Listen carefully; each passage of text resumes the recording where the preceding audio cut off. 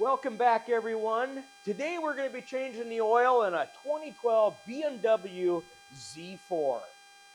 Welcome to the shop. Well, with today's oil change, we're going to be using a Purolator LX10075 and Castrol Aerocar Edge European Formula. It's a 5W40. Pop the hood. Let's get this car up in the air and we'll check out what's underneath.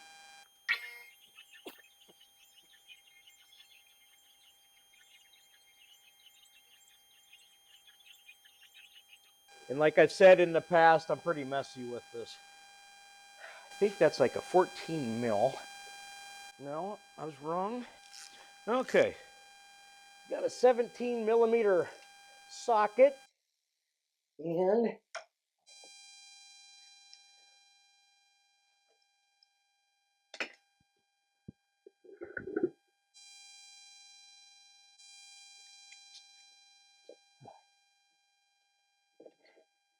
this might seem a little pokey, but if it deflects that, I'll be happy.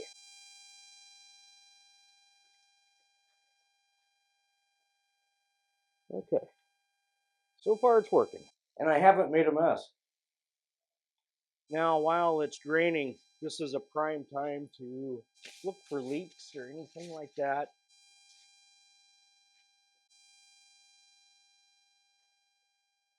Okay, well, I'm not finding any telltale signs of a leak, but something I do want to show you on these Z4s. You see this crack right here? Okay, so they crack very easy because all of the support is located right out here on the outside of the wheel. These are like a run flat tire. They're very hard sidewall. So the tire doesn't allow any flexing when going down the road. So all of that energy, which would have been absorbed by the tire's ability to flex around, is gone. So that is now transferred up to the metal. And with the lack of support on the back side, because that's quite a distance here, it just cracks. And especially if you hit potholes with these, again, they're just notorious for cracking. Only way to fix this, one, buy a new rim, which I'm not sure what they cost. The other option is to weld it. I don't have a TIG welder, but if I do get my hands on one, I will show you how to repair. That's the second option. Third option is to go with a smaller rim. I think they can go down to like I don't know if it's a 17-inch rim. I'm not sure. I'll have to look, but some guys are going to a smaller rim. And while we're here, we'll look at the brakes. These look good. Nice and smooth. Can't see what those pads are, and I don't remember when the last time they were changed, but she still stops. Yeah, brake residue. Pretty notorious with these. Gonna have to get the wife out here to clean this. I mean, it's her car after all, so. Now, what I'm gonna do right now is go around and check the outside of these tires for any kind of cracking or weather checking.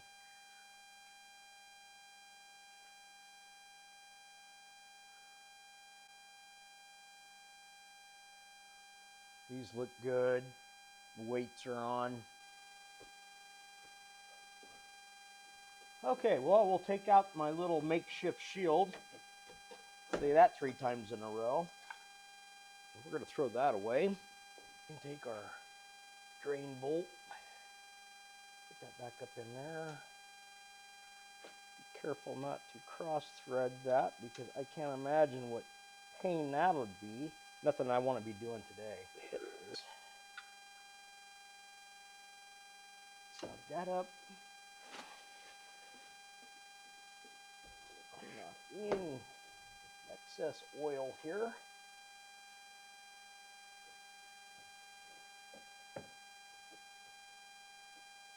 Okay.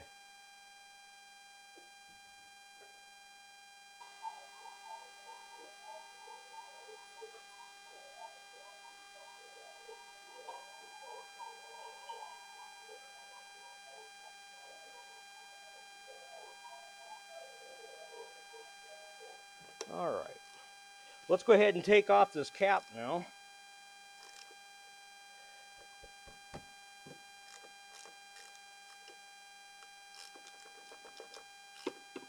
Okay.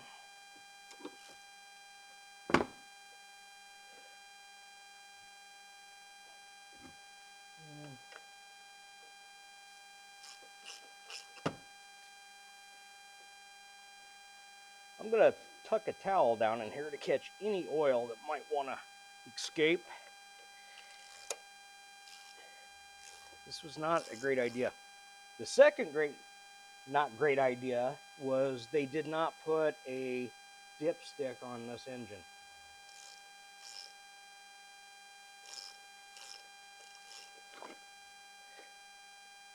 Yeah, it's one messy girl. Such a bad idea.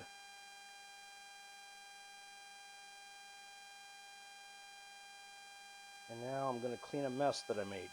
I made a good one. I'm glad I put that towel there. It didn't really catch a lot. It just let it kind of funnel down somewhere else. Yeah, we'll make it look good here.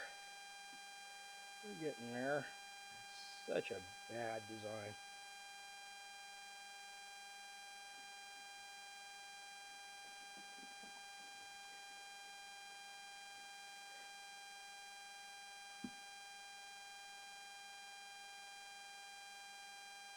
Okay, let's open up this new filter, and there should be an O-ring in here. Okay, I have to apologize. I switched to a different camera and it wasn't turned on. So you missed the part where I put in the oil filter. Well, maybe we'll come back to that another time. No, I tell you what, here's what we'll do. Let's do this right. Now, I'm not gonna show you how I put the O-rings on at this point because I don't want to take them back off with fear of maybe stretching them out. So this is what I want to show you. Okay, so we got the little O-ring right here on the very tip of that. And then the big O-ring goes down here. And you can either use grease or oil. There's enough oil right here just to lube these up nice to reinstall.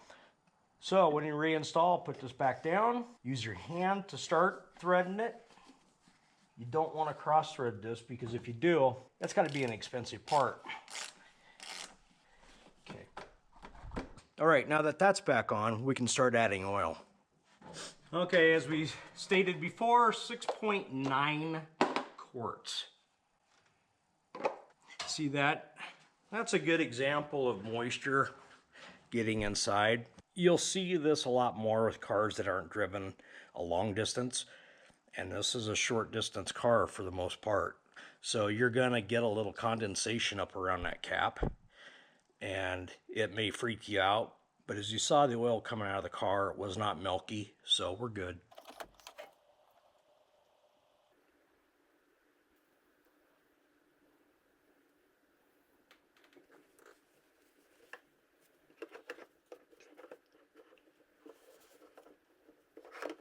So I went and got the other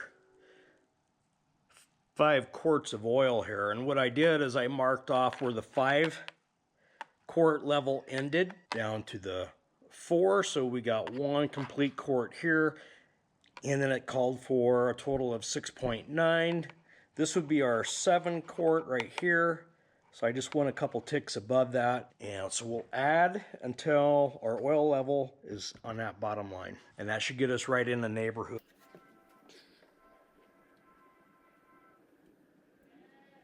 That was 1 quart. Okay, that put us on our mark. So we should be good with the oil. We're gonna let that funnel just kind of drain a little bit while oil is, I think, all but done now. So we're gonna go ahead and cap that off. I went ahead and cleaned out the oil cap. And we'll set this over here.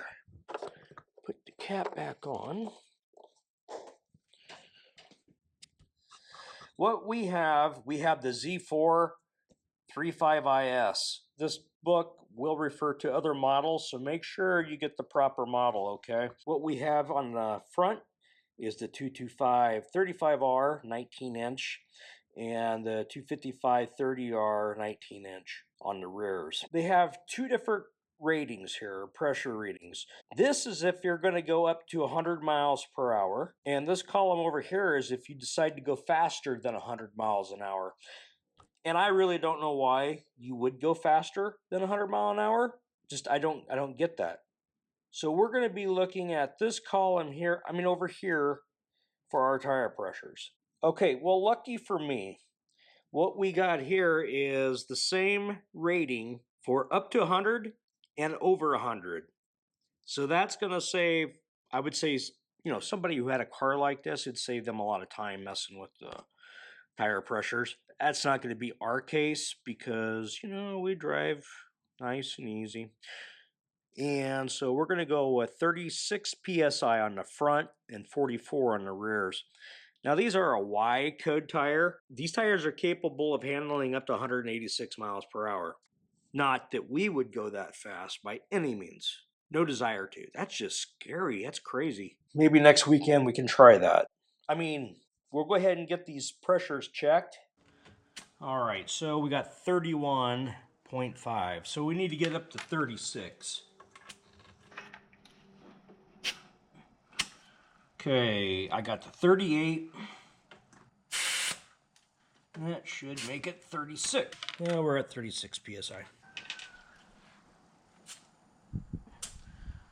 And we're at 37. 38, 39, 40, 41, 42, 43, 44. 37, 38, 39, 40, 41, 42, 44.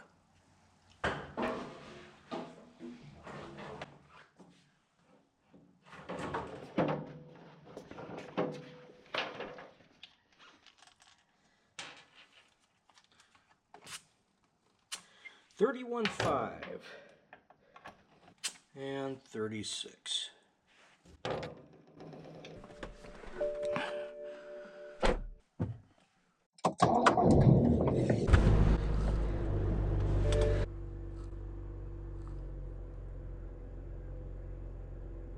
This is all new to me, so I'm just dialing through here. Vehicle info again, engine oil level. Click. So basically this is your dipstick right here. Why it's not lighting up now, I don't know, but maybe it's got to run for a few moments. That's really cool. Service overdue. Okay, now here's our oil level. We're at our max there. It says that the oil level is okay.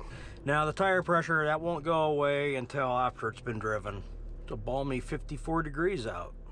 And the final step that I like to do is document the mileage and the oil change in the little book that I keep in the car. So it makes it easier to remember the next time it needs to be done. And we all need help with remembering things sometimes. So if you would, I'd appreciate it if you subscribe, hit that like button, go ahead and follow. I'm going to be posting at least once a week, if not more. So thanks again for hanging out today.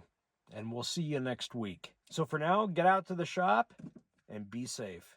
We'll see you next week with a new episode. Take care.